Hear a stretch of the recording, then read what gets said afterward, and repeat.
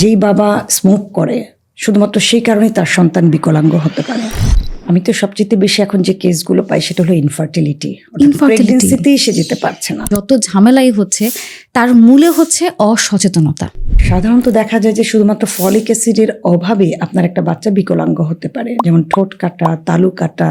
এটাকে খুব একটা ডেঞ্জার জোনে চলে যাচ্ছে বাংলাদেশে এরকম। পুরো প্রেগনেন্সি জুড়ে একটা হেলদি ওয়েট গেইন করতে হয়, এই বিষয়ে কিন্তু আমাদের দেশে জানে না। মনে করে যে প্রেগনেন্সি মানে আমার যা মনে চায় আমি তা খাবো। মা হওয়ার পূর্বশর্ত হলো মায়ের ফিটনেস। বাংলাদেশে আসলে কোনো মেয়েকে মেন্টালি আগে থেকে প্রিপেয়ার করা হয় না মা হওয়ার বিষয়টা। অনেক প্যারেন্টসই জানে না যে এই সময় এক্সট্রা যত্নটা কেন করতে হয়। প্রেগনেন্সিতে ভিটামিন এ প্রয়োজন আছে মায়ের, কিন্তু অতিরিক্ত ভিটামিন এ গর্ভপাত করায়।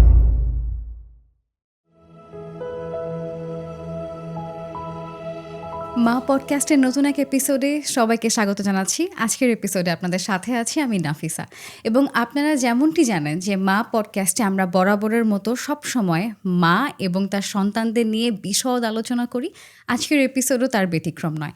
তবে আজকে আপনার এবং আমার সাথে আলোচনায় যুক্ত হতে যিনি রয়েছেন তাকে আসলে নতুন করে পরিচয় করিয়ে দেবার কিছু নেই। তবে সোশ্যাল মিডিয়া বলি বা সামনাসামনি বলি, যেভাবেই বলি, ভরসাযোগ্য একজন ব্যক্তিত্ব যার কাছে আমরা বিনা দ্বিধায় সরাসরি চলে যেতে পারি, অনলাইন কনসালটেন্ট নিতে পারি, এবং সেই সাথে আমাদের যত প্রয়োজন সব কিছু বিনা দ্বিধায় আলোচনা করতে পারি। তেমন একজন ব্যক্তিত্ব উপস্থিত রয়েছেন আমার সাথে। রয়েছেন আয়েশা সিদ্দিকা আপু।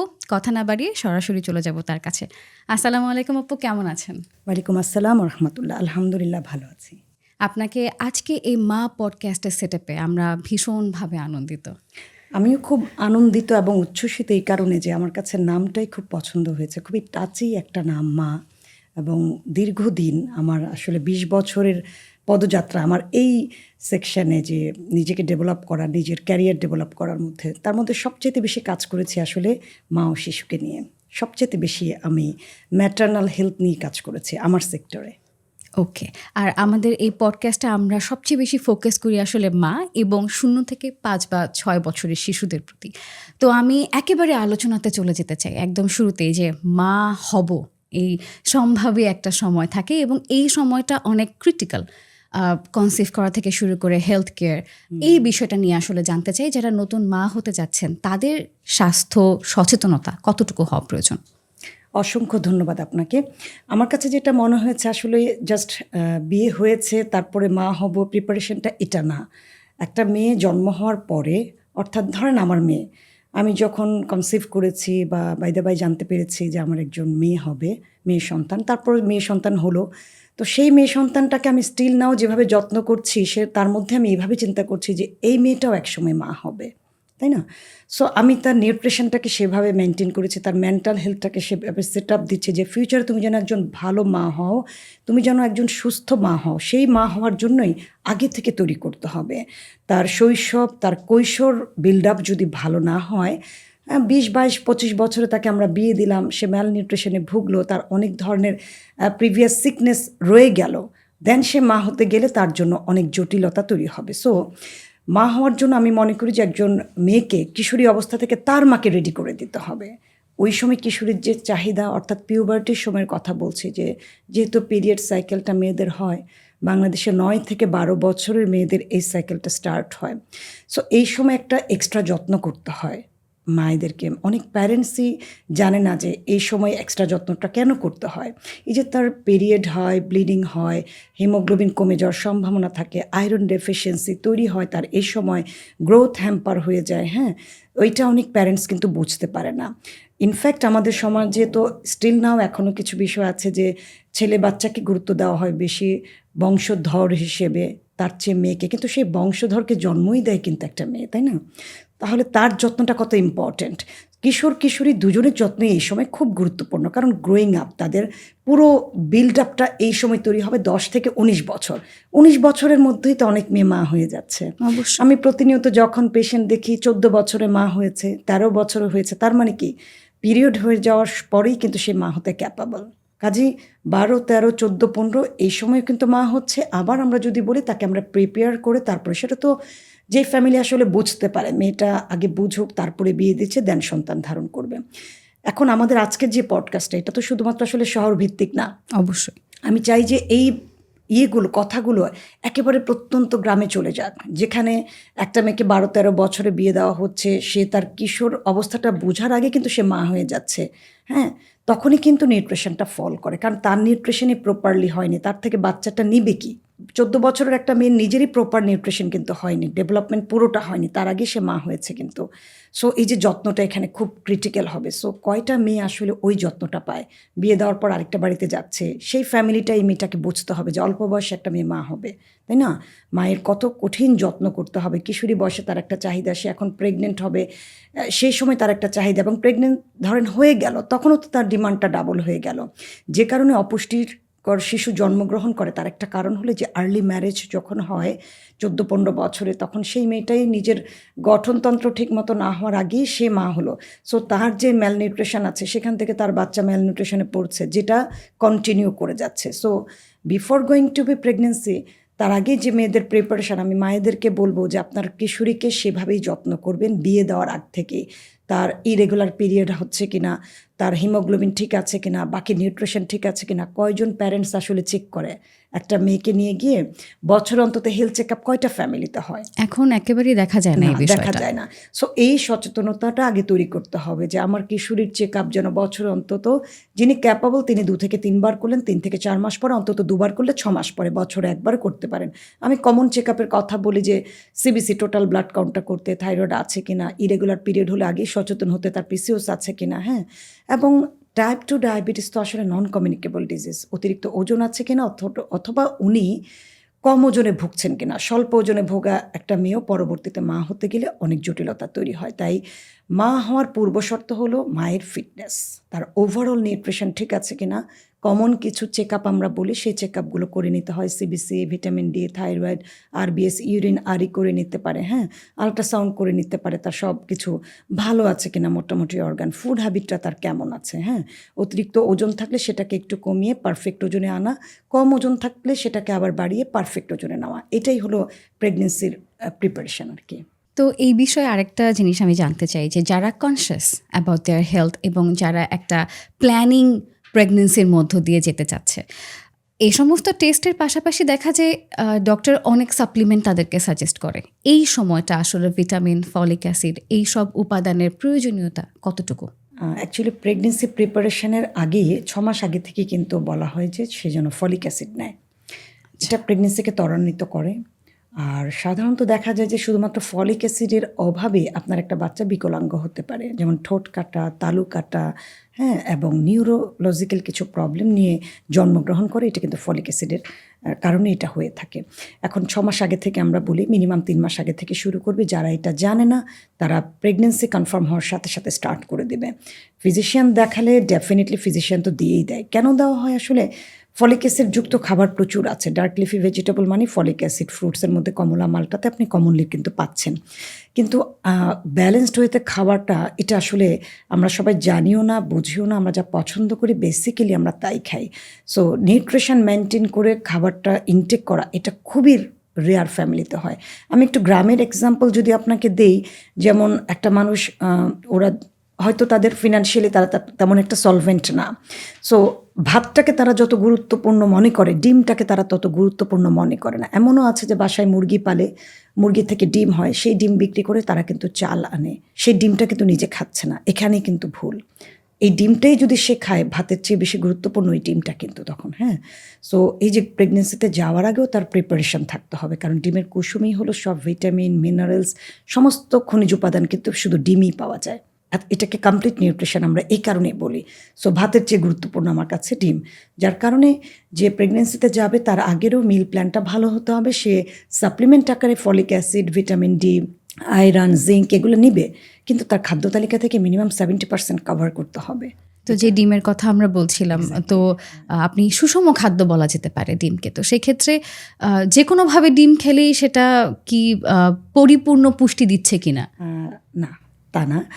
ডিমটা যদি হয় বয়েল করাটা হলো বেস্ট অপশন বলা হয়, বাট আমার কাছে মনে হয় যিনি প্রেগনেন্সি চিন্তা করছেন তিনি এটাকে পৌচ করে খাবেন, অর্থাৎ ওয়েল দিয়ে আমরা যেটাকে এগ পৌচড বলি সেটা খাবে। কারণ ডিমে যে ভিটামিন ডি আছে, ভিটামিন এ আছে, ভিটামিন এ ডি ই কে 4টা ভিটামিন আপনার ফ্যাট সেলেবল, সো ফ্যাট ছাড়া এটা আপনার অ্যাবজর্ব হবে না। যখন আপনি এটাকে ঘি বাটার অয়েল দিয়ে এটাকে পৌচ করবেন 1 থেকে 1.5 চা চামচ, তখন কিন্তু আপনার জন্য এটা হেলদি হবে, কারণ তখন ওই ভিটামিনগুলো অ্যাবজর্ব হবে। আদারওয়াইজ ওয়াটার সলিউবলগুলো অ্যাবজর্ব হবে, ভিটামিন যেটা হলো ফ্যাট সলিউবল সেটা কিন্তু অ্যাবজর্ব হবে না।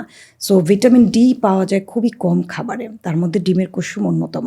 এই জন্যই আমি মনে করি পোস্ট খাওয়া তার জন্য বেটার। আবার অনেকে হলো পেঁয়াজ কাঁচামরিচ দিয়ে যেভাবে ভেজে কমনলি খায়। আমাদের ট্র্যাডিশনাল যেটা, এটাকে আমরা ডিসকারেজ করি। কারণ হলো আপনি ডিম বা প্রোটিনকে যত বেশি হিট করবেন তত প্রোটিনের গুণাগুণটা নষ্ট হয়ে যায়। সেজন্য পোস্ট ডিমটা যেমন আপনি ফ্রাই প্যানে দিলেন, 1 চামচ তেল বা আপনি ঘি ব্রাশ করে দিলেন, ডিমটা ছেড়ে দিলেন, অনেক হিট করবেন না।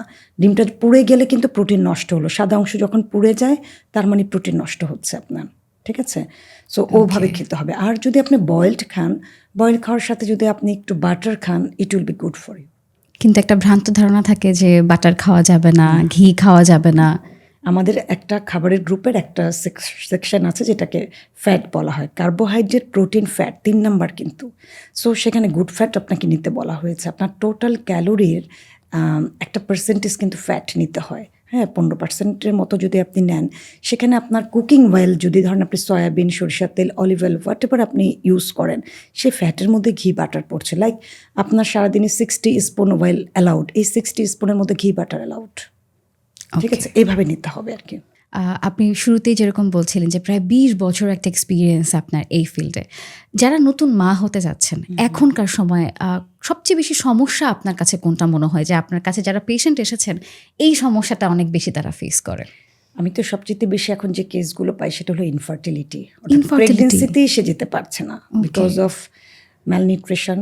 যে কোনো রোগ যখন আপনার হবে এটাই আপনার ম্যালনিউট্রিশন আমি মনে করি। সো কিশোরী বা 20, 21, 25 বছরও যারা থাকে তারা অনেক ধরনের ম্যালনিউট্রিশনে ভোগে, like obesity one of the reason, infertility, diabetes হয়ে যাচ্ছে, থাইরয়েড হচ্ছে, হরমোন ইমব্যালেন্স যেটা, আর মেয়েদের কমনলি এখন পিসিওস দেখা যাচ্ছে, পলিসিস্টিক ওভারিয়ান সিনড্রোম। এটা ফুড হ্যাবিট, লাইফস্টাইল জনিত রোগ, এবং এর কারণে ম্যাক্সিমাম মেয়ে কিন্তু প্রেগনেন্সিতেই যেতে পারছে না। সো এটা আমরা এখন কমনলি কিন্তু পাই। এটা কি খুব একটা ডেঞ্জার জোনে চলে যাচ্ছে বাংলাদেশে এরকম? এটা তো হবেই। আপনার দেখেন যে এখন অনেকের বার্থ কন্ট্রোলও করতে হয় না, অটো কন্ট্রোল হচ্ছে, এবং এখন যে পরিমাণ ইনফার্টিলিটি সেন্টার চিন্তাই করতে পারবেন না আপনি, এত পরিমাণ ইনফার্টিলিটি সেন্টার। এবং একজন মেয়ে বা একটা ফ্যামিলি মা হওয়ার জন্য সিঙ্গাপুর বলেন, ইন্ডিয়া বলেন, কমনলি কিন্তু চলে যায় মাসের পর মাস, বছর পর বছর ইন্ডিয়াতে ট্রিটমেন্ট করাচ্ছে, আইভিএফ করছে, আইইউআই করছে, তাই না? একেবারে অ্যাডভান্স ট্রিটমেন্টে যেতে হচ্ছে, ন্যাচারাল ট্রিটমেন্টটা কিন্তু বাদ দিয়ে। সো প্রেগনেন্সি কিন্তু একটা ন্যাচারাল বিষয়, তাই না? এটা তো কোনো সিকনেস না, এটা একটা ন্যাচারাল বিষয়। ন্যাচারালি প্রেগনেন্ট হবে, খুবই স্বাভাবিক। পিরিয়ড সাইকেল ওকে থাকলে খুব ভালো। প্রথমে আমি যেটা বলছিলাম যে কিশোরী বয়সে যেসব মায়েরা সচেতন হয় না তার সন্তানের বিষয়ে, তারাই বেশি জটিলতায় পড়ছে। কারণ আফটার ম্যারিড যখন সে জানে যে তার এখন পিসিওস, বেবি নিতে গিয়ে ধরা পড়েছে মাত্র, অথচ এই ট্রিটমেন্টটা আরও কয়েক বছর আগেই কিন্তু করাতে পারত। এবং কিশোরী বয়সে ওবেসিটিতে ভুগছে, এটাকে গুরুত্বই দিচ্ছে না, ভাবছে বড় হলে ঠিক হবে, কিশোরী থেকে আর কত বড় হবে তারপর ঠিক হবে। সো আমি এই প্রবলেমগুলোকে বলি যে 19 বছরের মধ্যে এগুলোকে সলভ করার জন্য। এবং ডায়াবেটিস হয়, এই পিসিওস থেকে ডায়াবেটিস হয়, থাইরয়েড হয়, হেমোগ্লোবিন কমে যায়, স্কিন চুল, তার ডিপ্রেশন তৈরি হয়। So lots of thing. এবং এইটা তো একরকম ম্যালনিউট্রিশন। আরেকটা বিষয় হলো এখনকার মানুষ অনেক বেশি ডিপ্রেশনে থাকে। ধরেন যার বিয়ে হলো, ফ্যামিলিতে সে যদি হ্যাপি লাইফ লিড করতে না পারে, তার একটা ডিপ্রেশন কিন্তু ওয়ান অফ দ্য রিজন আপনার ইনফার্টিলিটি এটা। সো এই যে এগুলো হলো প্রেগনেন্সি হওয়ার আগেই অনেক জটিলতা তৈরি হয়। আর প্রেগনেন্ট হলো, তারপরে জটিলতা, প্রেগনেন্ট হওয়ার পরে সে জানলো যে সে রক্তশূন্যতায় ভুগছে, তারপরে ঠিক ওই সময় প্রেগনেন্সির পরে যখন টেস্ট করা হয় দেখা যায় যে তখন তার ডায়াবেটিস বর্ডার লাইন আছে, থাইরয়েড আছে, এটা সে আগে জানতোই না। তাহলে এই যে কমপ্লিকেশনগুলো শুরু, তখন তার এই জার্নিটা একটু কঠিন হয়ে যায়। ক্রিটিক্যাল প্রেগনেন্সি তো আছেই, নর্মাল প্রেগনেন্সিও আমরা পাই, কোনো রকম প্রবলেম ছাড়া তো আমরা পাই। কিন্তু প্রেগনেন্সির সাথে এখন অনেকগুলো রোগ যুক্ত হয়ে যায়। যেমন মায়ের হাইপার টেনশন থাকে, যখন খুব স্ট্রেস, এটাকে সে ভয় পায়। কারণ বাংলাদেশে আসলে কোনো মেয়েকে মেন্টালি আগে থেকে প্রিপেয়ার করা হয় না মা হওয়ার বিষয়টা। খুব কম মাই তার মা হওয়ার গল্পটা তার সন্তানের সাথে আলোচনা করে। মানে এটা যে একটা ন্যাচারাল বিষয়, এটা যে কোনো সিকনেস না, ভয়েরও কোনো কারণ নাই, হ্যাঁ? এবং দেখবেন যে এটা কি নর্মাল হবে নাকি এটা কি সিজার হবে, মানে আমি তো নিউট্রিশনিস্ট, আমার কাছে অনেকে এসে বলে আমি নর্মাল ডেলিভারি চাই, সো কোন খাবার খাবো? অর্থাৎ তাদের একটা কনসেপ্ট যে কোনো খাবার দিয়ে যদি নর্মাল ডেলিভারি করানো যায়। আসলে নর্মাল ডেলিভারি তো আসলে ফিজিক্যাল কন্ডিশন, ওই যে বললাম মেন্টাল স্ট্রেস নেওয়া যাবে না, ফিজিক্যালি ফিট থাকতে হবে আপনার নর্মাল ডেলিভারির জন্য। পুরো প্রেগনেন্সি জুড়ে একটা হেলদি ওয়েট গেইন করতে হয়, এই বিষয়ে কিন্তু আমাদের দেশে জানে না।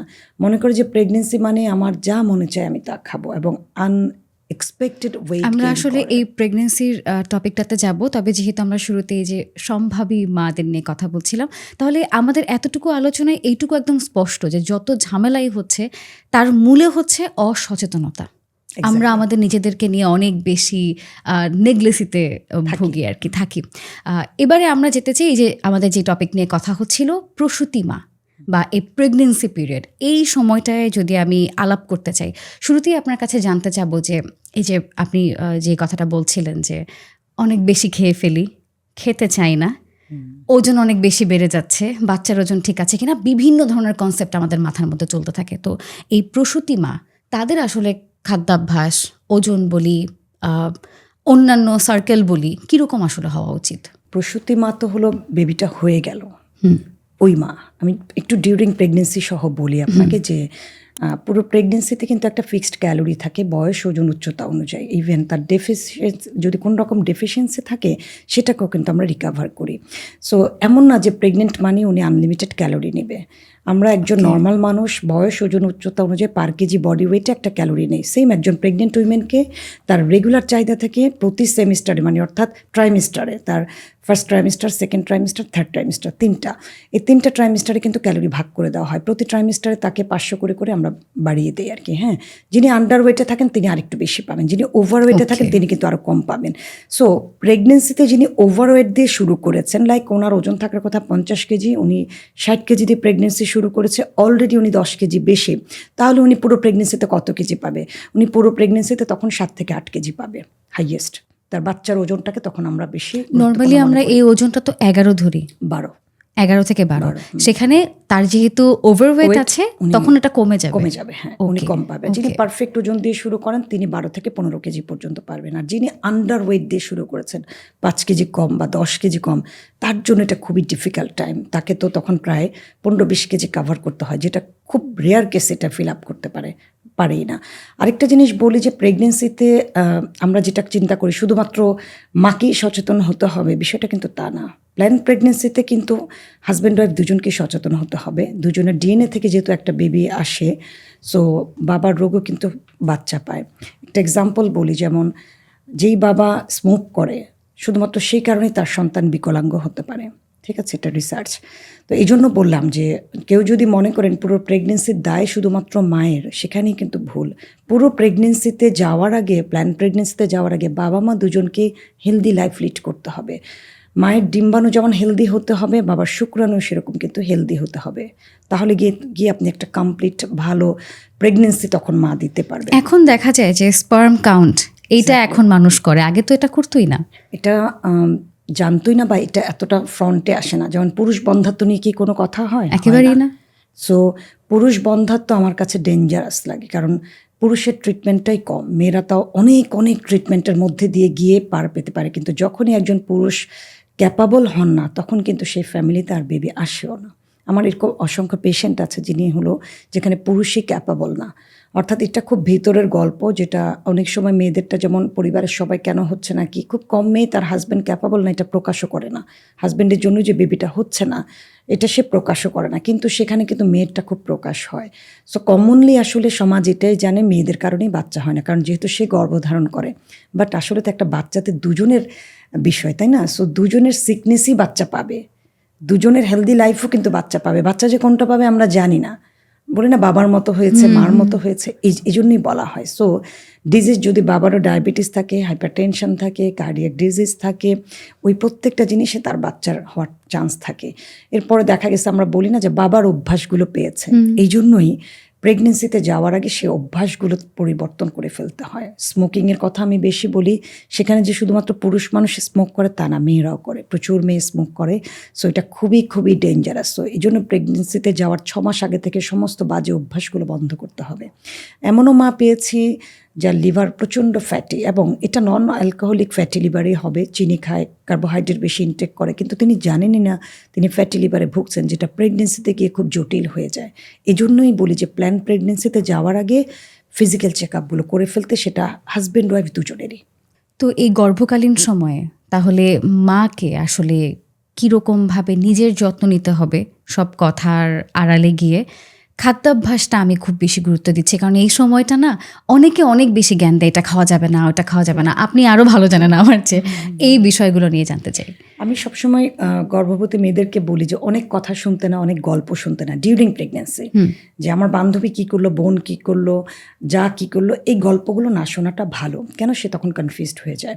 কারণ এক একজনের প্রেগনেন্সি জার্নিটা এক এক রকম, কারোর সাথে কারো মিলবে না।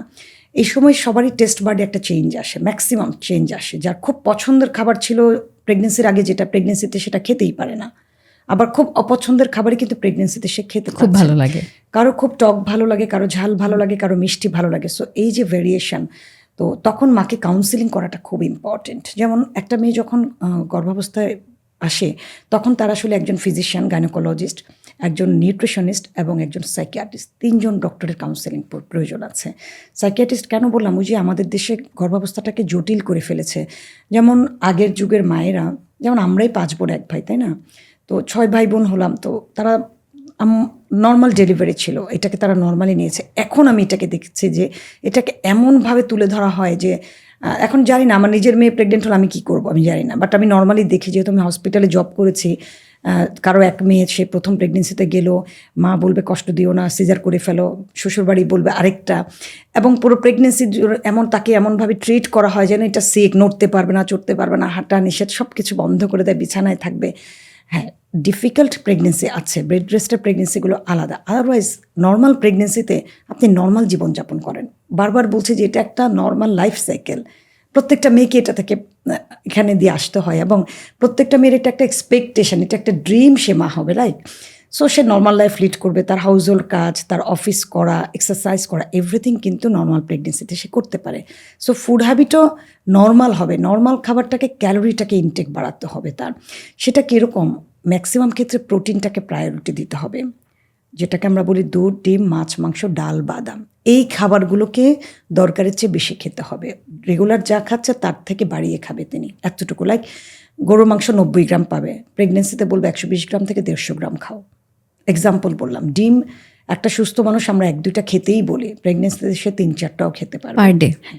ওকে, ঠিক আছে, কারণ তার তখন হাই প্রোটিন ডিমান্ড। বাচ্চাটা সেল ডিভিশনের জন্য, সেল ডিভিশন ছাড়া আপনি বাড়বেন কী দিয়ে? বাচ্চার ওজন কোথা থেকে পাবো?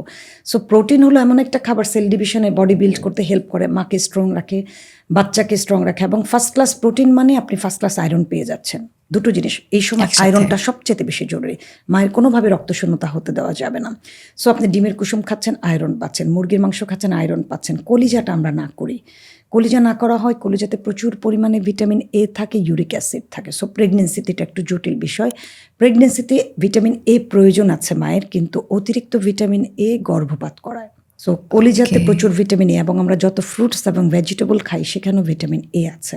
ভিটামিন এর প্রচুর সোর্স, যার কারণে যেমন গাজর প্রচুর খেতে না করে দিই কিন্তু তখন, ঠিক আছে, কারণ কোনো না কোনো খাবার থেকে ভিটামিন ও আর আসছে।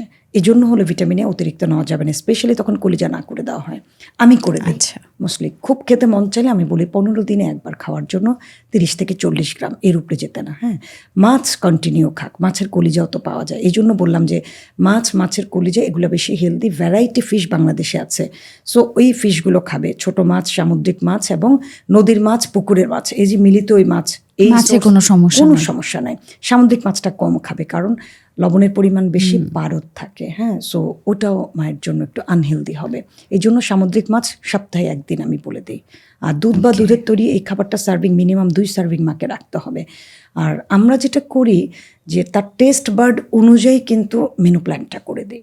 সে খেতে পারছে না, আমি বলছি ডিম সেদ্ধ খাও, তো খেতেই পারছে না, ওর বমি আসছে, তখন আমার কাজ কি, এনিহাও ওকে এটাকে খাওয়াতে হবে। তখন আমি তাকে প্রসেসগুলো বলি যে প্যান কেক করে খান, এগ পুডিং করে খান, স্যুপ করে খান, ডিমটাকে ভর্তা করে খান। সো সরাসরি না নিয়ে পরোক্ষভাবে নেয়া। তাকে অনেকভাবে তখন করে দিলে এটা তার জন্য তখন ইজি গোয়িং হয়। এই জন্য প্রেগনেন্সিতে যে ডিম সেদ্ধ খেতে পারে না, বাট ও যদি একটা ভালো কাউন্সেলিং পায়, লাইক এটা তো তোমার বাচ্চার জন্য খুব হেলদি, কারণ ওখানে মায়ের ফুল কনসেন্ট্রেশন থাকে, কিন্তু বাচ্চা তাকে যদি বোঝানো যায় এই যে একটা মেন্টাল সেট আপ, এটাতেই সে খাবে। এই সেট আপে আপনি বিষ দিলেও খেয়ে ফেলবে। এই জন্য কাউন্সেলিংটা এত ইম্পর্টেন্ট, কারণ সাইকোলজিক্যালি ওই সময় ডিপ্রেশনে ভোগা হয়, ওই সময় হরমোনের চেঞ্জ হয়, মুড সুইং হয়, অনেক পরিবার এটা কিন্তু বোঝে না। এরপরও দেখা যায় যে প্রেগনেন্সিতে মা তাও কিছুটা যত্ন পায় এখন, হ্যাঁ। তবে এখানে বললাম যে আপনি প্যারেন্টিংয়ের কথা যদি বলেন, প্যারেন্টিং মানে এটা না বাচ্চাটা হয়ে যাওয়ার পর বাচ্চার যত্ন করা, কথা বলা মানে প্যারেন্টিং স্টার্ট হয়ে যায় ডিউরিং প্রেগনেন্সি। ওই সময় বাবারও দায়িত্ব আছে। এবং আল্লাহ পাকের দেখেন যে একটা মা যখন প্রেগনেন্ট হয়, সো ওই বাচ্চা পেটে থাকার পরেও কিন্তু সে তার বাবার টাচ বোঝে। তো অনেক সময় আছে বাচ্চাদের নাড়াচাড়া পাওয়া যায় না, হ্যাঁ, মা দেখা গেছে যে দিনে এতবার নড়বে, বাচ্চা নড়ছে না, সো মায়ের টাচটা সে বুঝে। তো অনেক বাচ্চা চুপ করে থাকে, নড়ে না, তখন কিন্তু ডাক্তাররা বলে দেয় যে বাবাকে টাচ করতে বলেন, হ্যাঁ, বাবার টাচে সে নড়ে ওঠে। কখনো বাবা মা দুজনের টাচও কিন্তু সে বুঝে ফেলে, চিনে ফেলে, হ্যাঁ। এই জন্যই প্রেগনেন্সির পিরিয়ড থেকে কিন্তু আপনার প্যারেন্টিংটা শুরু হয়ে যায়, এখান থেকে শুরু। অর্থাৎ সেই বাবাটা সেই মাকে কতটুকু যত্ন করছে, দিচ্ছে। প্রেগনেন্সিতে এই বিষয়গুলো সাইকোলজিক্যাল কিন্তু খুব ইম্পর্টেন্ট। একটা মেয়ে সাইকোলজিক্যালি যত ভালো থাকবে সে খুব ভালো মা হবে, মেন্টাল হেলথ ভালো রাখতে হবে তার। আমাদের এই পডকাস্টটা সবার কাছেই অনেক বেশি সহজলভ্য, কারণ এখন সোশ্যাল মিডিয়ার যুগ, স্মার্টফোনের যুগ, সবার হাতেই থাকে। তো সচেতন মায়েরা যেরকম আমাদের ভিডিও দেখবে, ঠিক সেরকম দেখবে একটা গ্রামের প্রত্যন্ত অঞ্চলের একজন কিশোরী। আমাদের মধ্যে একটা ভ্রান্ত ধারণা থাকে, আনারস খাওয়া যাবে না। আমি জানি না এটা ভ্রান্ত ধারণা কিনা। ডাবের পানি খাওয়া যাবে না, খুব বেশি ফল খাওয়া যাবে না। আমি যেরকম আমি ছোটবেলায় অনেক শুনেছি যে আমার চোখের রং ব্রাউন, আমার আম্মু হয়তো বা ডাবের পানি অনেক বেশি খেয়েছে, চোখ ঘোলা হয়। এই যে মিসকনসেপশনগুলো থাকে ডিউরিং প্রেগনেন্সি, এগুলো নিয়ে যদি আপনি একটু খোলাসাভাবে কথা বলতেন।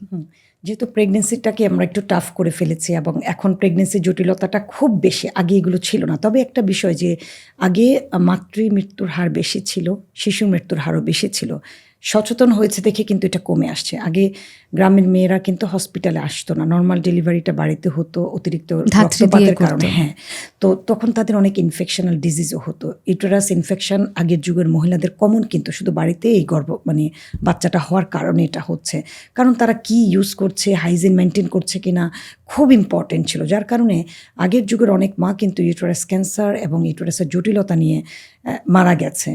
তো এখন যেটা হয় যে হসপিটালে অ্যাটলিস্ট তারা আসে। এই যে খাবারের যে বিষয়টা আপনি বলেছেন, সো সব কিছু নিয়েই কিন্তু এখনও অনেক মিথ আছে।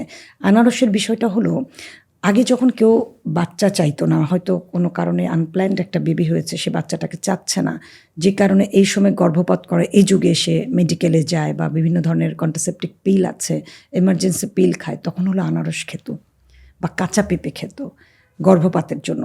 তো সেটার একটা অ্যামাউন্ট আছে, মানে বড় অংশ কাঁচা, মানে যখন কাঁচা আনারস খাওয়া হতো বা কাঁচা পেঁপে খাওয়া হতো তখন গর্ভপাত হয়ে যেত আর কি। সেই জন্যই আনারস নিয়ে এই কনসেপ্টটা যে আনারস খাওয়া যাবে না। তো আনারস যেমন আমার প্রেগনেন্সি যদি বলেন, আমার প্রেগনেন্সিতে আমার আনারসই সবচেয়ে ভালো লেগেছে। তো আমার তো কোনো প্রবলেম হয়নি, অলমোস্ট আমি রেগুলারই খেয়েছি।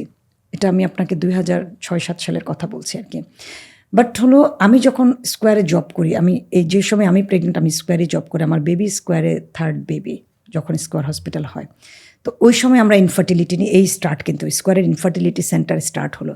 এবার এটা নিয়ে স্টাডি করার পরে দেখা গেছে যে যারা সহজেই বেবি হচ্ছে না, অর্থাৎ খুব ডিফিকাল্ট প্রেগনেন্সি, আইভিএফের বেবি, আইইউআইয়ের বেবি, তাদের জন্য আনারসটা নিষেধ করে দেওয়া হয়, কাঁচা পেঁপে নিষেধ করে দেওয়া হয়। এটা আসলেই বডিতে এফেক্ট ফেলে? হ্যাঁ, ফেলে। সো আইভিএফ কেন করছে? ওর তো নর্মালি বেবি হচ্ছে না, বা কারো বারবার গর্ভপাত হয়ে যাচ্ছে, মিসক্যারেজ হচ্ছে অটো, তখন যেন তার গর্ভপাতটা না হয়, সেজন্যই আমরা সেফ সাইডে থাকার জন্য আনারস এবং পেঁপে, কাঁচা পেঁপে এটাকে বন্ধ করে দেই আর কি। সো এটা স্পেশালি কিন্তু বলেছি স্পেশাল কেসগুলোর জন্য। নর্মাল প্রেগনেন্সিতেও এখন মেয়েরা এটাকে খায় না, কারণ এটা এত বেশি চাউর হয়েছে যে নর্মাল প্রেগনেন্সিতে খায় না। সো আমার কাছে কোনো পেশেন্ট এসে যখন বলে আমি আপনার প্ল্যান থেকে বাদ দিচ্ছি, কেন? ওর মনের মধ্যে একটা ভয়। সো অনেক রোগ আপনার ভয়েই বেড়ে যাবে। ওই যে বললাম স্ট্রেসে আপনার অনেক রোগ হবে, আপনি অনেক কিছু জানেন না, এটাই ভালো। জেনে গেছেন, এখন বিপদ আপনার জন্য, ঠিক আছে? সো প্রেগনেন্সি হলো লাইক দ্যাট। আপনি প্রেগনেন্ট, এই বসে বসে অনেকের গল্প শুনছেন, আমার প্রেগনেন্সিতে তো এটা হয়েছে, তো আপনি রাতে ঘুমাতেও পারবেন না ঠিকমতো। এই জন্য আমি বারবার বলি, প্রেগনেন্সিতে পজিটিভ জিনিসগুলো দেখেন, পজিটিভ কথাগুলোকে শুনেন, এবং কে কী বললো এটা খাবেন না ওটা, তার চেয়েও আপনি এক্সপার্টের কাছে যান। হ্যাঁ, আপনার একজন গাইনোকোলজিস্ট আছে, আপনার একজন নিউট্রিশনিস্ট থাকুক, তখন আপনার যদি কোনো প্রবলেম হয় আপনি গিয়ে ধরতে পারবেন, আপনি বলতে পারবেন, তাই না? আর কারোর কথায় যখন কিছু হবে তখন কিন্তু কাউকে বলার কিছু সমাধান নাই। নাই ওটার। অথবা আপনি ইউটিউব দেখে জিনিসটাকে করছেন, আমি বলি যে এটার কোনো সমাধান নাই। আমি ওটাকেই মনে করি যে আমি একজন এক্সপার্টের কাছে গিয়েছি। আমি একটা বাড়ি করতে গেলে তো আমি আসলে সিভিল ইঞ্জিনিয়ার, আর্কিটেক্ট ছাড়া করব না, রাইট? আমার বাড়িটা যেন সুন্দর হয়, কোটি কোটি টাকা খরচ করে মানুষ বাড়ি করে, তো মানুষ তার নিজের শরীরটাকে দাম দেয় না, যে এটা যে তার চেয়েও বেশি কোটি টাকার অ্যাসেট, এটা মানুষ বোঝে না। সো মানুষ এখানে যখন ইনভেস্ট করতে চায় অনেক বেশি চিন্তা করে, যার কারণে প্রি প্রেগনেন্সিতে যাওয়ার আগে টেস্ট করে না, ডিউরিং প্রেগনেন্সিতে সঠিক চেক আপগুলোকে করে না, এখানে তারা ইনভেস্ট কম করে, ঠিক আছে? অথচ এখানেই সর্বোচ্চ ইনভেস্ট করার কথা। যত যত্ন আপনি বাসার ফ্রিজকে করেন, বাসার এসিকে করেন, তত যত্ন কিন্তু আপনি নিজেকে করেন না। সো অনেক মেয়ে আছে যে হাজব্যান্ড করছে না দেখে সে করে না, হাজব্যান্ড নিয়ে যাচ্ছে না দেখে সে যাবে না। আমি সেই সব মেয়েদের জন্য বলবো যে কখনো ডিপেন্ডেন্ট হতে হয় না। হাজব্যান্ড তো আছে, ওনার ব্যস্ততা অনেক কিছুর কারণে, আবার হয়তো ওনার মেন্টালিটি ওরকম না নিয়ে যাওয়ার মতো। এটাকে মেনে নিয়ে কিন্তু সংসারটা করতে হয়। সংসারে এগুলো ধরলে জটিলতা বাড়ে আমার কাছে মনে হয়। প্রেগনেন্সি পিরিয়ডটা এমন হবে, একটা মেয়েকে বাই হার্ট খুব হেলদি হতে হবে, বাই হার্ট খুব কনফিডেন্ট থাকতে হবে। হ্যাঁ, হাজব্যান্ড নাই, জরুরি অবস্থায় আমাকে একাই হসপিটাল চলে যেতে হবে, এই কনফিডেন্ট তার থাকতে হবে। যে কারণে জটিলতা, আমি এই কেসগুলো পেয়েছি যে হাজব্যান্ড নিয়ে যায়নি দেখে সে ডাক্তারের কাছে যাচ্ছে না, ডেট চলে গেছে, উনি টাইম পাইলে তারপরে যাবে। সো এগুলো তো আসলে ওই বিষয় না। আমি যখন একা, অনেক মেয়ে তো প্রেগনেন্ট অবস্থায় হাজব্যান্ডকে হারিয়ে ফেলেছে, তাহলে সে কী করবে, তাই না? আমার কাছে মনে হয় প্রত্যেকটা সিচুয়েশন তাকে ঠিক রাখতে হবে, যে জরুরি অবস্থায় আমি চলে যাওয়ার মতো, ডক্টরকে ফেস করার জন্য কেন আমাকে আরেকজনকে লাগবে? হাজব্যান্ড গেলে ভালো লাগবে, ট্রু, এটাই নিয়ম। একটা সন্তান তো দুজনের, কিন্তু অনেক সময় আছে না, একটা সংসারে দুজন মানুষই আছে শুধুমাত্র, হাজব্যান্ডকে তো আর্ন করতে যেতে হবে। সো মেয়েরা মানসিকভাবে ডেভেলপ না, মানে ইমোশনাল, অনেক বেশি ইমোশনাল চিন্তা করে। সো প্রেগনেন্সিতে ইমোশনাল থাকার কারণে অনেক সময় রাগ, অভিমান, এগুলো কারণে এই জিনিসগুলো কিন্তু তার বাচ্চাকে একটা ব্যাড ইম্প্যাক্ট ফেলে। এই জন্য আমি প্রেগনেন্সিতে বারবার বলি পজিটিভ মুডে থাকার জন্য, হাসি খুশি থাকার জন্য। এই প্রত্যেকটা ইম্প্যাক্ট তার গর্ভের সন্তানের উপর কিন্তু পড়ে। এই সময়টা দেখা যায় যে ডক্টরের কাছে যাওয়া নিয়ে অনেকের অনেক বেশি অনীহা থাকে, যেমনটি আপনার কথাতেই আসলে উঠে এসেছে। মিনিমাম কতবার আসলে এই 9 থেকে 10 মাসে ডক্টরের কাছে যাওয়া উচিত? একদম নর্মাল প্রেগনেন্সি, কোনো রকম প্রবলেম ছাড়া ইজিলি সে কনসেপ্ট করেছে, তার কোনো জটিলতা তৈরি হচ্ছে না, প্রথম 3 মাসের মধ্যে তো একটা চেক আপ হয়ে যায়, ফাইন। জটিলতা না হলে সে হলো প্রতি মাসে একবার যাবে, প্রতি মাসে একবার যাওয়াটা ভালো। না হলে প্রত্যেকটা সেমিস্টার ট্রাইমিস্টারে একবার ফার্স্ট করে। ট্রাইমিস্টারে 2 বার যেতেই হয়। 1.5 মাসে প্রথম ধরা পড়ে, দেন বাচ্চার ফেটাল হার্ট আসছে কিনা, হার্টবিট আসছে কিনা, এটা চেকের জন্য মিনিমাম আপনাকে 2 মাস তো ওয়েট করতে হয়। সো 2 মাসে ওটা আসলো, 3 মাসে আপনাকে একটা চেক আপ দিবে ধরো, এরপরে চেক আপটা 5 মাসে, তাহলে ওটা করাক। 4 মাসে না গেলেও 5 মাসে সে করলো। এখান থেকে বাচ্চা একটু একটু নড়াচড়া শুরু স্টার্ট হয় তার। হ্যাঁ, 20 সপ্তাহ থেকে 25 সপ্তাহের মধ্যে অ্যানামলি স্ক্যানটা করা হয়, এটা করতে হবে তাকে। আপনার সেকেন্ড ট্রাইমেস্টারে যেটা করতে হয় সেটা মান্থলি চেক আপ দেয় ডক্টররা, কিন্তু ওই যে বললাম, সে যদি ভালো ফিল করে তাহলে অসুবিধা নাই, কিন্তু তার যদি ডায়াবেটিসের জটিলতা থাকে, প্রেশারের জটিলতা থাকে, তাকে যেতে হবে। আর ছোটোখাটো অনেক ধরনের প্রবলেমে মায়েরা ভোগ করে, তখন ওইটা সে সমাধান করতে পারে না। যেমন আমি রেগুলার কিন্তু পেজে প্রচুর প্রশ্ন পাই আর কি, এটা। So I am not a doctor, আমি পুষ্টির সমাধানটা দিতে পারবো, ফিজিক্যাল কন্ডিশনগুলো আমি দিতে পারবো না। হয়তো রুগী দেখতে দেখতে আমার একটা এক্সপিরিয়েন্স হয়েছে, দ্যাটস ট্রু, যার কারণে হয়তো আমি অনেক সময় বলে দিই যে এটা করেন। হ্যাঁ, অনেক সময় আল্ট্রাসাউন্ডের রিপোর্টই আমাকে পাঠাচ্ছেন, বাট আমি তো ওইটার এক্সপার্ট না আসলে।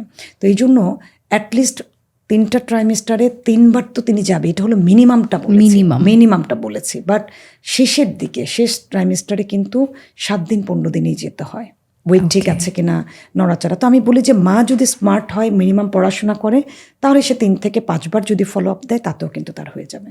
তো এই সময়টা অনেক সময় দেখা যায় ফিজিক্যাল অ্যাক্টিভিটি করতে অনেকে নিষেধ করে, এটা করা যাবে না, ওটা করা যাবে না। সুস্থ মায়ের জন্য ফিজিক্যাল অ্যাক্টিভিটি, এক্সারসাইজ বা যোগা যেটাই আমরা বলি, কতটা ইম্পর্ট্যান্ট? খুবই খুবই ইম্পর্ট্যান্ট। যারা নর্মাল ডেলিভারি চায় তাদের জন্য তো ম্যান্ডেটারি। হ্যাঁ, সবার জন্য এটা ম্যান্ডেটারি। মা ফিট থাকে, তখন অতিরিক্ত ওজন গেইন করার কোনো দরকার নেই, বাচ্চার ওজনটুকু আমরা চাই। মায়ের মাসেল স্ট্রেংথ এবং বোনস স্ট্রেংথটা বাড়ানোর জন্যই প্রেগনেন্সি যোগা করতে হয়। প্রেগনেন্সি যে নর্মাল প্রেগনেন্সিতে বাইরের দেশে সাঁতারও কাটে, কোনো বিষয় না।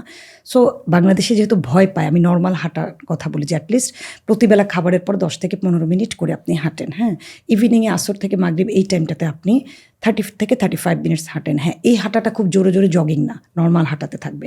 ব্লাড সার্কুলেশন ভালো থাকে, অক্সিজেন সাপ্লাইটা তার ভালো থাকে, বাচ্চার হার্ট সহ মায়ের হার্ট এভরিথিং হেলদি থাকে। তাহলে মায়ের গর্ভকালীন সময়টা নিয়ে বিস্তর আলোচনা হলো। টাফেস্ট পার্ট হচ্ছে মা হয়ে যাওয়ার পর। ওই টপিকটাতে আমি আসতে চাই। একটা মেয়ে যখন মা হয়ে যায়, প্রসূতি, ওই সময়টা দেখা যায় একটা বড় অ্যামাউন্টের ভিটামিন বলি, ওয়েট বলি, সে লস করে। মায়ের যত্ন নিয়ে জানতে চাচ্ছি। প্রসূতি মায়ের এই জায়গাটাতে বাংলাদেশে যে ভুলগুলো হয়, গর্ভাবস্থায় মা যতটুকু যত্ন পায় প্রসূতি অবস্থায় একেবারেই পায় না। বাচ্চাটা হয়ে যাওয়ার পর সবাই বাচ্চাটাকে নিয়ে অনেক আদর করে, বাচ্চার যত্ন নিয়ে মাকে উল্টা বকা দেওয়া শুরু করে। কিন্তু ঠিক প্রেগনেন্ট মাকে যে যত্নটা করেছে, ডাবল অ্যামাউন্টে খাবার, supplementation, vitamin, minerals, everything same অ্যামাউন্টেই কিন্তু তাকে আবার এই প্রসূতি অবস্থায় করতে হবে, কারণ সে তখন বাচ্চাকে দুধ খাওয়াবে। তার নিজের রিকাভার এবং বাচ্চাকে খাওয়ানো দুটো টাফ জিনিস। সো মা যদি হেল্প না পায় এই সময়, সবচেয়ে বেশি ডিপ্রেশনে ভোগে মা প্রসূতি অবস্থায়। পোস্টপার্টাম ডিপ্রেশন কমন বাংলাদেশে, পাগল হয়ে যাচ্ছে, মাকে হেল্প করার কেউ নেই, বাচ্চাকে নিচ্ছে কিন্তু মা হয়তো সিজারে হয়েছে, নড়াচড়া ঠিকমতো করতে পারছে না, নিজের খাবারটা তৈরি করতে পারছে না। একজন করে দিলে কিন্তু আসলে ভালো লাগে। এখন সবসময় আপনার হেল্পিং হ্যান্ড পাবেন এটা আসলে ঠিক না। অনেক সময় শুধু হাজব্যান্ড ওয়াইফে থাকে, এখানে দুজনের কমিউনিকেশন খুব ইম্পর্টেন্ট। অনেক সময় হাজব্যান্ড অফিসে যাওয়ার আগে মাকে রেডি করে দিয়ে যেতে পারে, বা দুজনের একটা মেন্টাল সেট আপ থাকতে হবে। এই জন্য আমি বলি যে মেয়েদেরকে মেন্টালি স্ট্রং হতে হবে। আমাদের দেশের মেয়েরা প্রত্যাশা করে বাচ্চা হওয়ার পর শাশুড়ি পালবে, ননদ পালবে, অথবা নিজের মা আসবে, বোন আসবে, ডিপেন্ডেন্ট। সো এটা হওয়া যাবে না। ফ্রম দ্য বিগিনিং এই জায়গা থেকে বের হয়ে চলে আসতে হবে যে আমার বাচ্চা আমাকেই পালতে হবে, আমাকেই স্ট্রং থাকতে হবে, কেউ আমাকে খাবার আগিয়ে দেবে না, আমাকে তৈরি করে খেতে হবে। আমি এই থেমে বিশ্বাস করি। তাহলে না, এক্সপেকটেশন না থাকলে আর ওই যে ডিপ্রেশনটা তার হবে না। তার মাথায় থাকতে হবে বাচ্চাটা আমার ভাই, আমাকেই পালতে হবে। সো একদম প্রেগনেন্সিতে যেরকম আমরা গুনে গুনে iron, calcium, vitamin D, omega 3, multivitamin এবং মিনারেলসের কথা বলে থাকি, প্রেগনেন্সির পরবর্তী সময় মাকে ঠিক 6 মাস পর্যন্ত এটা করতে হবে। সিজার হলে 3 বছর লাগে রিকভার করতে। নর্মাল ডেলিভারি তো মায়ের কাছ থেকে যে বাচ্চা নিউট্রিশন নিয়েছে, মাকে একদম পরিপূর্ণ জায়গায় আসতো। আমরা কেন 3 বছর পরে আরেকটা বেবি নিতে বলি? মা প্রপার আবার তার ফিটনেসটা ঠিক আসুক এই জন্য। বাট নর্মাল ডেলিভারিতে মা ডেলিভারির কয়েক ঘন্টার মধ্যেই আবার ইজি মুভমেন্ট করতে পারে। কিন্তু নিউট্রিশনের কোনো বিকল্প নাই। নিউট্রিশন তাকে ওনার যদি সিজারও হয় সেই পরিমাণ পাবে, উনি নর্মাল ডেলিভারি দিলেও সেভাবে ওনাকে নিউট্রিশনটা নিতে হবে। তো এই সময়টা যেহেতু সে ব্রেস্ট ফিড করাচ্ছে তার বেবিকে, তাহলে ফুড ইনটেকের ক্ষেত্রে আপনি কি বলবেন যে কোন খাবারগুলো তার দুধ উৎপাদনের জন্য অনেক বেশি ভালো, তার ক্যালসিয়াম বৃদ্ধিতে অনেক বেশি উপকারী? মিল্ক সিক্রেশনের জন্য সবচেয়ে বেশি মেন্টাল পিসনেস প্রয়োজন। অনেকে মনে করে শুধু খাবার দিয়ে মিল্ক সিক্রেশন হয়। সো এই জন্য খাবারটা আমি বলবো, বাট মেন্টালি মা যদি ডিস্টার্ব থাকে, ডিপ্রেশনে থাকে, মিল্ক সিক্রেশন হবে না। কারণ এখানে স্ট্রেজেন প্রজেস্টেরনের খেলা মিল্কটা উৎপাদন হতে। সো মার ডিপ্রেসড হলে এটা বন্ধ হয়ে যায়। মার যদি রেস্ট না হয় তখন এটা কমে যাবে। মা খুব উদ্বিগ্ন থাকে, ম্যাক্সিমাম মা উদ্বিগ্নতার জন্যই, বাচ্চা দুধ পাচ্ছে না কেন ওই জন্য সে উদ্বিগ্ন। হ্যাঁ, সো কারো আসতে একটু সময় লাগে, এই জন্য তাকে লিকুইড ইনটেক করতে হবে। যে কোনো টাইপ লিকুইড মাকে প্রচুর দিতে হবে। পানি, জুস, পানি, জুস, মিল্ক, স্যুপ। সবসময় বলি আমি যে এই লিকুইডই তাকে কিন্তু হেলদি করবে এবং মিল্ক সিক্রেশনে হেল্প করবে। 6 মাস 6 মাস কেন, 2 বছর পর্যন্ত সে দুধ খাওয়াতে পারবে। প্রথম 6 মাসকে বেশি গুরুত্ব দেওয়া হয়, বেশি উৎপাদনের জন্য। এবং অনেকের ভালো আসে, অনেক সময় মিল্ক সে ফেলে দেয়। তাদের ক্ষেত্রে বলি যে এক্সট্রা মিল্ক থাকে সেটাকে একটু পটে করে নিয়ে ডেট দিয়ে ডিপে তুলে রাখতে। ডিপে মা 3 মাস রেখে খাওয়াতে পারবে, নর্মাল ফ্রিজে কিন্তু সে এই কনসেপ্টটা কিন্তু এখনো অনেকে জানেন না, যে ফ্রিজে রেখে ডিপ করে বাচ্চাকে খাওয়ানো যায়। এটার মধ্যে কি পুষ্টি গুণাগুণ ঠিক থাকে? আমার বাচ্চাকে আমি খাইয়েছি, কারণ আমরা যেহেতু অফিস ওয়ার্ক করেছি 2 মাস 14 দিনের সময় তো বাচ্চাকে রেখে আমি অফিস করেছি। সো আমার দেখা গেছে অফিসে যখন থাকতাম সেই সময় আমার যে সিক্রেশনটা হতো সেটা নিয়ে আমি বাসায় পাঠিয়ে দিতাম। আমার ব্রাদার ইন ল আসতো, নিয়ে যেত, ডিপে রেখে দিত। আমি ডিপে যেটা করতাম, মানে যেই পটগুলো ব্যবহার করতাম 4-5টা ডেট দিয়ে রাখতাম, তাহলে সবচেয়ে আগের ডেটেরটা আগে নামানো হতো। তো আমার মাদার ইন ল যেটা করতো, নামানোর পরে গরম পানির মধ্যে জাস্ট রেখে ওটাকে নর্মাল করতো আর কি, করে দিয়ে দিত। সো এটা কমনলি করা যায়, কারণ অনেক সময় প্রথম 6 মাসে যে পরিমাণ সিক্রেশন হয় আস্তে কমে যায়। যারা ওয়ার্কিং ওমেন তারা পারবে না আসলে। হ্যাঁ, তাদের 8-9 মাসে বন্ধ হয়ে যায়, কারণ বাচ্চা যত সাক করে তত ভালো মিল্ক সেক্রেশন হবে। হ্যাঁ, সো বাচ্চা এই জন্য অনেক বাচ্চা সাকিং টেন্ডেন্সি থাকে না, বাচ্চা দুর্বল থাকে, এই জন্য বারবার চেষ্টা করতে হয়। ওকে, সো মায়ের এই মিল্ক খাওয়ানোর বিষয়টাও কিন্তু একটা ট্রেনিং আছে। হ্যাঁ, এটা আমাদের দেশের নার্সরা কিন্তু দিয়ে থাকে, কেউ না জানলে আমি বলি যে এই ট্রেনিংটা নেওয়া, মানে কোন অ্যাঙ্গেলে খাওয়ানো, কিভাবে পজিশন খুব ইম্পর্টেন্ট, বাচ্চাকে কিভাবে ধরবে, কিভাবে রাখবে। এক্স্যাক্টলি, এটা একটা ট্রেনিং। কেন বলেছে যে একটা মা, মানে একটা মেয়ে প্রেগনেন্ট হলে গাইনোকোলজিস্ট, সাইকিয়াট্রিস্ট, একজন পিডিয়াট্রিক নিউট্রিশন পর্যন্ত, পিডিয়াট্রিক ডক্টরও কিন্তু তার লাগে। হ্যাঁ, সো এই টোটালটার একটা টিম ম্যানেজমেন্ট কিন্তু একটা মাকে করে থাকে। ঠিক আছে, তখন হসপিটালে হলে সাধারণত ভালো হসপিটালগুলোতে সিস্টাররা দেখিয়ে দেয়, কারণ এই ব্রেস্ট ফিডিংয়ের ট্রেনিংটা কিন্তু কিছু কিছু সিস্টার স্পেশালি পায়, নিয়ে নেয়। ওকে, বাচ্চাদের ক্ষেত্রে যেটা দেখা যায় যে সাকিংয়ে অনেক বাচ্চা আগ্রহ থাকে না, মারাও বোঝে না, সেক্ষেত্রে আমরা সাপ্লিমেন্ট বা অন্য দুধ দিতে অনেক বেশি পছন্দ করি। এই বিষয়টা কতটা ক্ষতিকারক বাচ্চার জন্য? আচ্ছা, সাকিংয়ে আগ্রহ না থাকলে আমি বলি যে সেটাকে প্রেস করে নিয়ে ফিডারে করে বা বাটি চামচ করে বা ড্রপারে করে হলে খাওয়ানোর জন্য, এটা মা চাইলে কিছুদিন পারে, 7-8 মাসের মতো সম্ভব, বাট খুব ডিফিকাল্ট। বারবার বলছি, বাচ্চা সাক করলে মায়ের প্রত্যেকটা ব্রেস্টের সব যে নলগুলো সব অ্যাক্টিভ হয়ে যায়, খুব সিক্রেশন ভালো হবে। সাক না করলে এটা আপনি প্রেস করে বেশি দিন আসলে হয় না, সম্ভব হবে না। সো এক্ষেত্রে যদি দুধ একেবারে না পায়, মায়ের দুধও কিন্তু অনেক সময় বাচ্চার জন্য টক্সিক হয়ে যায়, অনেক বাচ্চা মায়ের দুধই টলারেট করতে পারে না। ঠিক আছে, সো তখন কিন্তু বিকল্প দিতে হয়, সেটাই হলো ফর্মুলা। সো ফর্মুলাটা আসলে ওয়ার্ল্ড ওয়াইড এভাবে তৈরি করা হয়েছে যে এখানে কিছু ক্যাটাগরি আছে, কি কি সিস্টেম মেনটেন করার পরে সেটা বাজারজাত করবে, ওইটা না হলে কিন্তু বাজারজাত করতে পারবে না। সেটা কেমন আপনাকে বলি, WHO, FDA সার্টিফাই থাকতে হয়। হ্যাঁ, আমেরিকান ব্রেস্ট ফিডিং ফাউন্ডেশন আছে, এদের সার্টিফাই হতে হবে। তো এখানে যেটা করে সেটা হলো যে ফর্টিফাইড হতে হবে। ফর্টিফাইডটা কি করে, সেই মিল্কে, সেটা ধরেন কাউস মিল্কটাকে পাউডার করছে, সো সেটাকে মায়ের দুধের কাছাকাছি আনে, একরকম তো হবে না, কখনোই পসিবল না।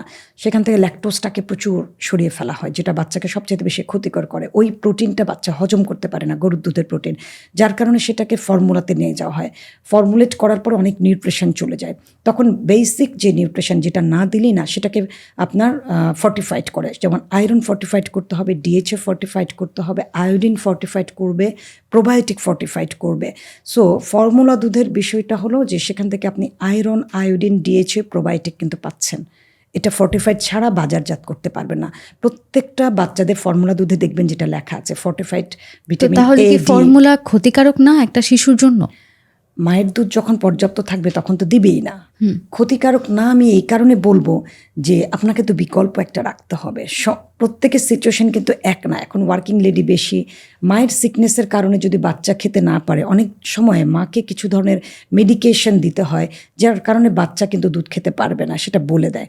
তখন তাকে কি করবেন, ফর্মুলা দিতে হবে। তো এটা তো বিকল্প কথা বলা হয়েছে, ক্ষতিকর কেন হবে? একটা বাচ্চা খাওয়া পৃথিবীতে সবচেয়ে গুরুত্বপূর্ণ। যেমন বাংলাদেশে কোনো ফর্মুলা দুধ তৈরি হয় না, জানেন কি? বাচ্চাদের কোনো ফর্মুলা দুধ কিন্তু বাংলাদেশে হয় না, কারণ অনুমোদনই পাবে না, ওই প্রক্রিয়াটাই নাই। সো এটা খুব ইন্টারন্যাশনাল। যেমন যে বাংলাদেশ, এটা তো ফ্র্যাঞ্চাইজি, তাই না? সারা ওয়ার্ল্ডের 144টা দেশে ওদের প্রোডাক্ট চলে। সো ওটা তো বাচ্চার উপযোগী করেই তারা বাজারজাত করেছে, সেটাকে তারা ট্রায়াল দিয়েছে। উইদাউট ট্রায়াল কখনো বাজারজাত করতে পারবে না বেবি ফুড, অন্তত বেবি ফুডের ক্ষেত্রে ওয়ার্ল্ডের প্রত্যেকটা দেশ অলমোস্ট খুবই কনসার্ন। ঠিক আছে, এই জন্য আমি এটাকে ক্ষতিকর বলবো না, এটা হলো এমার্জেন্সি। আমার মায়ের নাই সেজন্য দিচ্ছে, আমি তো এটাকে বলছি না যে তুমি মায়ের দুধ বাদ দিয়ে এটাকে দাও। মায়ের দুধ পাচ্ছে, দিবে না, মায়ের দুধ নাই তাহলে দিবে। আমাদের আলোচনার সবশেষ যে বিষয় নিয়ে আমি আলোচনা করতে চাই বা একটু আমি আপনার কাছ থেকে জানতে চাই, সেটা হচ্ছে এই 6 মাসে বাচ্চা হওয়ার পরে দেখা যায় মুখে মধু দাও, পানি দাও, যদিও আমরা জানি 6 মাসে মায়ের বুকের দুধ ছাড়া কোনো কিছুই দেওয়া উচিত না। তো এই পানি, মধু যাই বলি না কেন, এটা তো বাচ্চার জন্য ক্ষতিকারক। এটা নিয়ে কি বলবেন? প্রথম 6 মাস যদি সে এক্সক্লুসিভ ব্রেস্ট ফিডিং করে, ফিডিংয়ের মধ্যেই তো পানি আছে, অর্থাৎ মায়ের দুধ বলেন যে কোনো দুধের মেন পোর্শনটাই কিন্তু পানি। সো এক্সট্রা মিনারেল ওয়াটারটা 6 মাস পরেই দিবে। যখন আমি উইনিং প্র্যাকটিস করতে বলি মায়ের দুধের পাশাপাশি, তখন কিন্তু পানি আগে দিতে বলি। আর মধুর কথা যেটা বলেছেন সেটা ডেফিনেটলি 6 মাসে না, 1 বছর পর বলি।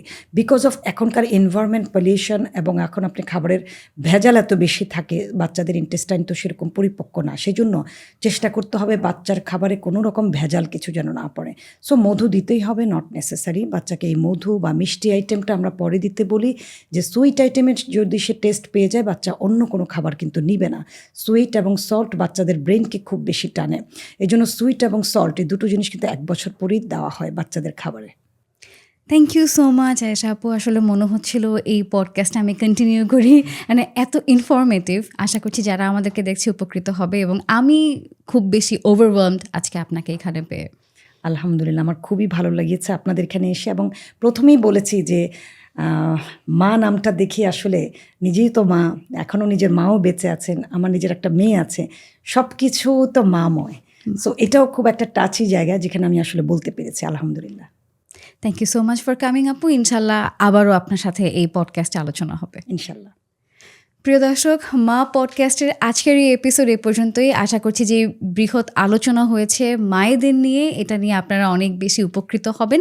এরকমই আরও পডকাস্ট দেখার জন্য আপনারা আমাদেরকে ফলো করুন এবং ভালো থাকুন, দেখতে থাকুন মা পডকাস্ট। ভিডিওটি ভালো লাগলে লাইক, কমেন্ট অ্যান্ড শেয়ার করুন।